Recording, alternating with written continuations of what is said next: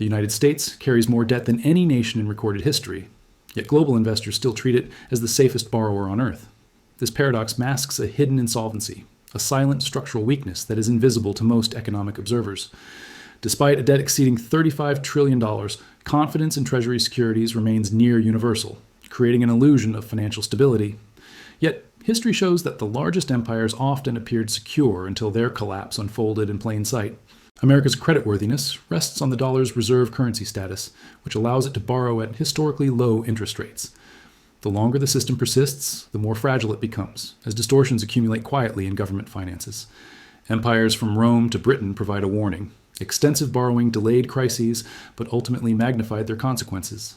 Today's U.S. debt trajectory follows patterns that have historically led to currency stress and inflationary pressure. The federal government has run deficits exceeding $1 trillion annually for more than a decade, yet bond auctions are oversubscribed and yields remain low. Investors continue to finance this borrowing without immediate penalty, creating a dangerous feedback loop. This feedback loop allows spending to expand without immediate consequences, but it hides the eventual cost of interest compounding on already enormous debt. Paradoxically, fiscal irresponsibility is sustained by the very confidence it threatens to erode. The Social Security Trust Fund and Medicare obligations add trillions of off-balance sheet liabilities to the national ledger. These entitlements are legally promised, but unfunded in any practical sense, further inflating the appearance of solvency. While official reports present these programs as assets, they represent future claims that must be met with borrowing, taxation, or monetary expansion. Ignoring these obligations only pushes insolvency further into the future. Debt to GDP ratios have exceeded 120%, a level historically associated with slowing growth and rising default risk. Japan, Greece, and post-WWI Germany demonstrate how high leverage constrains economic maneuverability. The U.S. has so far avoided the worst-case scenario due to dollar dominance, but this is a temporary shield, not immunity. Eventually, the economic math underlying excessive leverage reasserts itself. Confidence in the dollar allows Washington to run structural deficits without immediate market discipline. This creates a fragile equilibrium, where perception of stability substitutes for actual solvency. Markets may tolerate enormous debt until a tipping point triggers rising interest costs, declining foreign demand, and currency stress. The paradox is clear. The more the U.S. borrows, the more the illusion of safety depends on continued borrowing.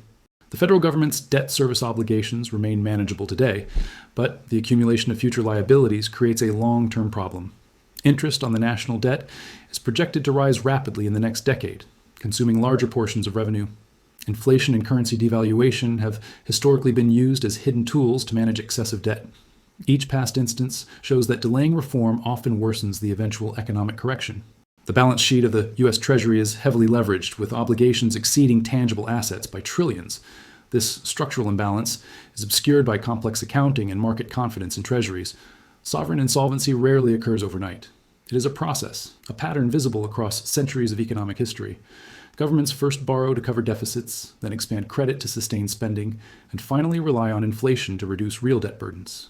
This cycle repeats predictably, as the combination of political incentives and financial confidence allows policymakers to delay consequences. Each stage of the process adds layers of fragility to the economic system. Debt monetization, or the indirect financing of government spending through central bank asset purchases, is a central mechanism. It creates temporary relief, but distorts interest rates, asset prices, and long-term incentives. When central banks purchase treasuries in massive quantities, the cost of borrowing falls, encouraging further deficits. Over time, the true fiscal constraint is shifted onto the currency itself. Balance sheet insolvency differs from cash flow issues, yet both are critical to understanding sovereign risk. A country can meet short-term obligations while being fundamentally unable to cover future liabilities. The United States shows this clearly. Interest payments are manageable now, but unfunded obligations and mounting deficits point to structural insolvency. This distinction between liquidity and solvency is essential for investors and policymakers alike.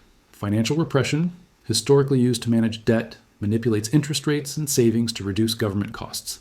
This strategy benefits the state at the expense of savers and long-term growth. By capping yields, mandating domestic purchase of debt, or taxing capital, governments artificially sustain borrowing capacity. The United States has already applied elements of financial repression through low interest rate policy and regulatory influence over savings. Currency dilution through inflation reduces real debt burdens, but erodes purchasing power.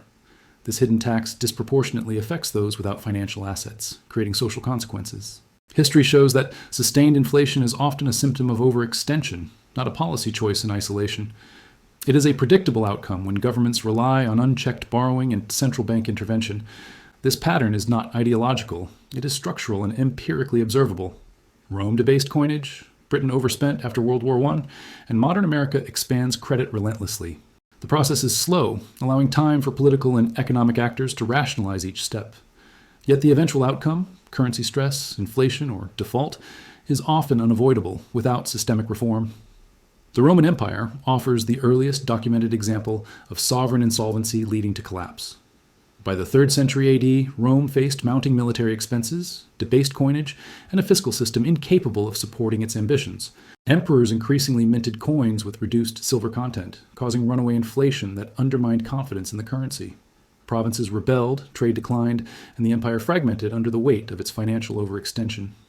Post-World War I, Britain illustrates the consequences of high debt combined with economic rigidity. By 1920, the British national debt reached 250% of GDP, with interest consuming a substantial portion of public revenue.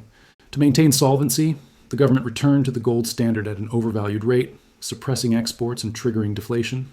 Unemployment soared, and industrial unrest intensified as policy sought to honor debts at the expense of domestic stability.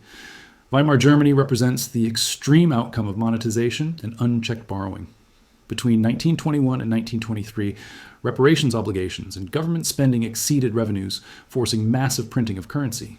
By late 1923, the market depreciated to 4.2 trillion to the dollar, decimating savings and destabilizing society.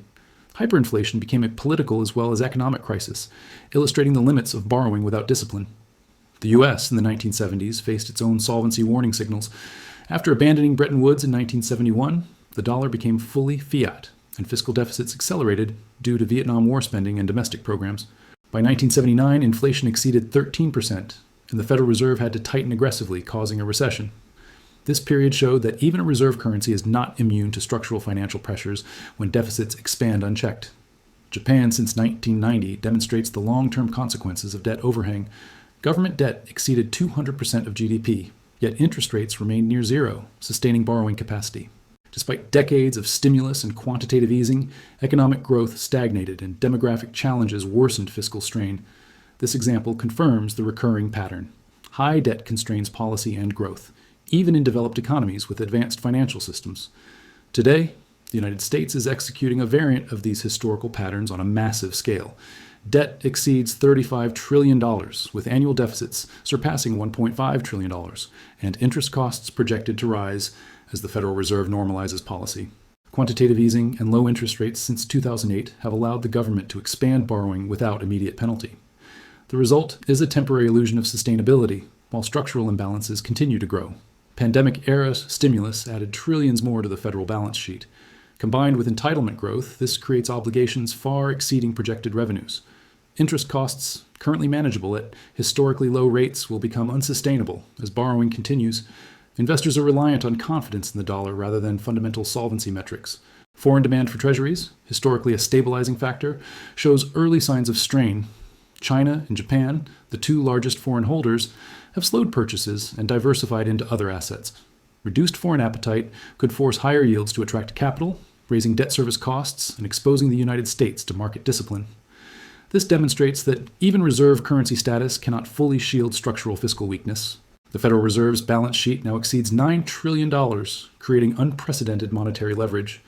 Central bank purchases of treasuries and mortgage-backed securities have masked the underlying debt trajectory. Any attempt to unwind this position must contend with market dependence on the Fed as a buyer of last resort. This dynamic increases systemic risk, even without an immediate crisis. Rising interest costs pose a subtle but growing threat to fiscal sustainability. Every 1% increase in Treasury yields adds hundreds of billions in annual debt service.